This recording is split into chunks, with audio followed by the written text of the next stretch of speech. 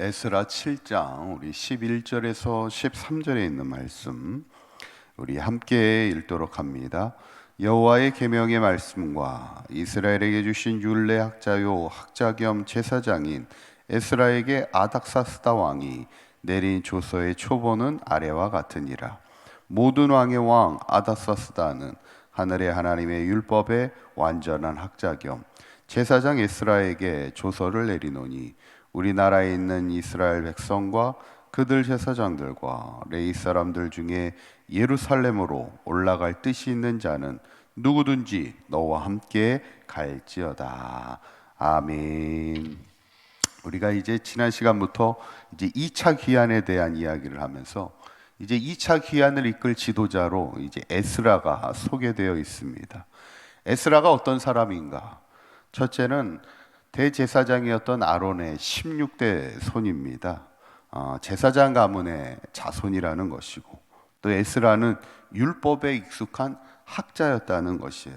그런데 가장 중요한 것은 뭐냐면 그에게는 유대 백성을 하나님의 말씀으로 가르치고자 하는 하나님의 마음, 그 마음을 하나님이 그에게 주셨다는 것. 우리가 하나님의 사명을 감당하면서 가장 중요한 게 뭘까? 때로는 우리의 배경도 중요할 수 있고 우리가 가진 은사와 실력도 중요할 수 있지만 가장 중요한 것은 하나님이 감당하고자 하는 마음을 주셔야 된다는 거죠. 바라기는 우리 사강교회 모든 성도님들이 늘 하나님이 주시는 마음을 가지고 또 비전과 열정을 가지고 하나님의 사명을 잘 감당할 수 있는 우리 모두가 되시기를 간절히 축원합니다. 오늘 본문은 이제 에스라가 2차 귀환을 하게 되는 그 과정을 소개하고 있는데, 역시 1차 귀환이나 2차 귀환 때도 이 모든 과정 속에는 하나님의 주권적인 섭리가 있음을 우리가 이제 보게 됩니다. 첫 번째는 뭐냐면 왕의 조서가 있었다는 것을, 있게 되는 것을 이제 보게 되는데 13절에 있는 말씀이에요. 13절에 있는 말씀 한번 읽어봅니다. 시작. 조서를 내리노니 우리나라에 있는 이스라엘 백성과 그들 제사장들과 레위 사람들 중에 예루살렘으로 올라갈 뜻이 있는 자는 누구든지 너와 함께 갈지어다. 아멘. 바사왕 아닥사스다 왕이 뭐라고 얘기하냐면 이제 예루살렘으로 돌아가고자 하는 자들은 돌아가도 좋다는 거예요. 2차 귀환을 이제 명령하게 되죠. 사실은 이게 쉬운 명령은 아닙니다. 지금 유다 민족은 바사왕의 바사나라의 페르시아의 속국에 불과한데 너희들 돌아갈 뜻이 있는 자들 누구든지 에스라와 함께 돌아가도 좋아, 이렇게 이야기하고 있는 겁니다. 또 두 번째는 어떠냐면 그냥 돌아가지 말고 예물을 가지고 돌아가라, 그렇게 명령하는 것을 보게 됩니다. 예물을 준비케 하신다는 것이에요. 그 말씀이 16절에 나옵니다. 16절에 있는 말씀 한번 읽어볼까요? 시작.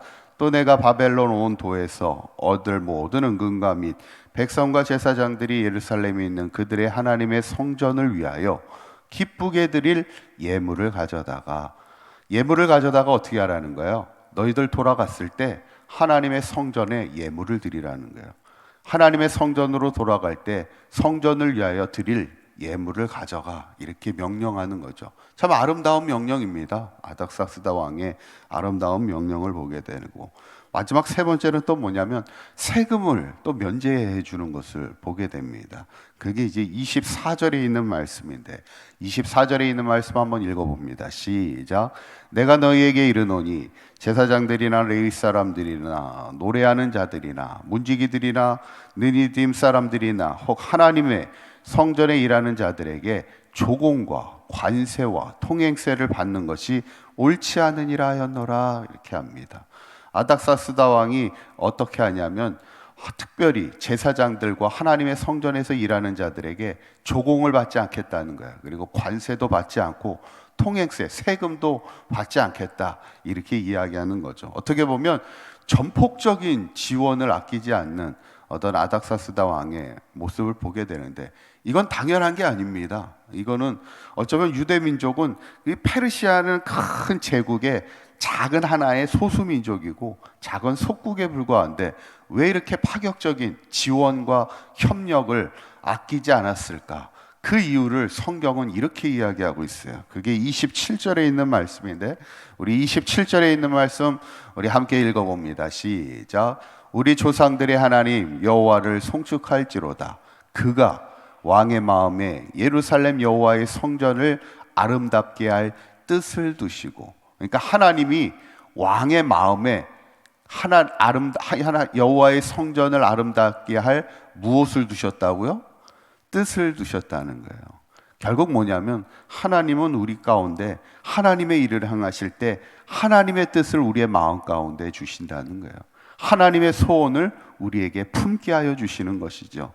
그 말씀이 잘 나와 있는 게 빌립보서 2장 13절에 있는 말씀입니다. 한번 읽어봅니다. 시작. 너희 안에서 행하시는 이는 하나님이시니 자기의 기쁘신 뜻을 위하여 너희에게 소원을 두고 행하게 하시나니. 그래요. 하나님은 하나님의 일을 행하실 때 우리에게 하나님의 그 뜻을 품게 하시고 하나님의 소원을 품게 하신다는 것이죠. 이번에 그 수련회 아이들 학생부 수련을 하는데 저희 둘째 애가 그런 얘기를 하더라고요. 처음에는 찬양단에 들어가서 이렇게 악기를 치는데 힘들다는 거예요. 그러다 보니까 하기 싫다고 가끔 이렇게 얘기를 하더라고요. 그러더니 이번에 수련회를 마치고 나서 그런 얘기를 하더라고요. 이번에 수련회를 통해서 자기가 이제 앞으로는 찬양단에서 열심히 베이스 기타를 치면서 열심히 하겠다 그렇게 얘기를 해요. 그래서 왜 그런 생각이 들었어? 그랬더니 하나님이 그런 마음을 주신 것 같다 그렇게 얘기를 하더라고요. 그래서 앞으로는 자기가 열심히 찬양단에서 하겠다 그렇게 얘기를 합니다. 그 감사하게 생각을 하죠. 그런 고백을 한다는 것이. 여러분, 분명한 것은 하나입니다. 하나님은 우리를 통해 하나님의 일을 하게 하실 때 중요한 것은 하나님의 마음을 우리에게 주시고 하나님의 뜻을 우리에게 주시고 하나님의 소원을 우리에게 주셔서 하나님의 일을 하게 하시는 거예요. 오늘 이스라엘 백성을 향한 하나님의 뜻은 하나입니다. 이스라엘 백성의 신앙이 회복되길 원하시는 것이 하나님의 뜻인데 그 마음을 누구에게 부어주세요? 처음에는 에스라에게 그 마음을 부어주시는 거예요.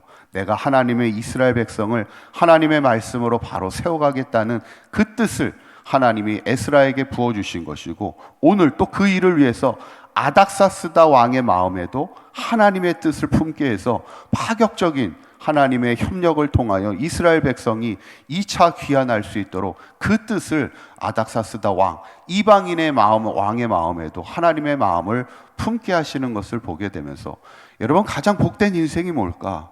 저는 한평생 복된 인생은 하나님이 주시는 소원을 가지고 하나님의 뜻을 행하며 살아가는 것이 복된 인생이고, 그래서 우리의 인생은 하나님의 소원을 품는 자가 되어야 되고 하나님의 소원을 행할 수 있도록 우리가 늘 하나님 앞에 기도하며 하나님의 뜻을 가지고 구하는 인생을 살아가는 것일 텐데, 저는 바라기는 우리 사강교회 모든 성도님들이 늘 하나님이 주시는 그 뜻을 품고 하나님이 주시는 소원을 품고 우리를 통하여 행하고자 하시는 하나님의 뜻을 성취하며 살아가는 하나님의 귀한 일꾼들이 되시기를 주님의 이름으로 간절히 축원합니다.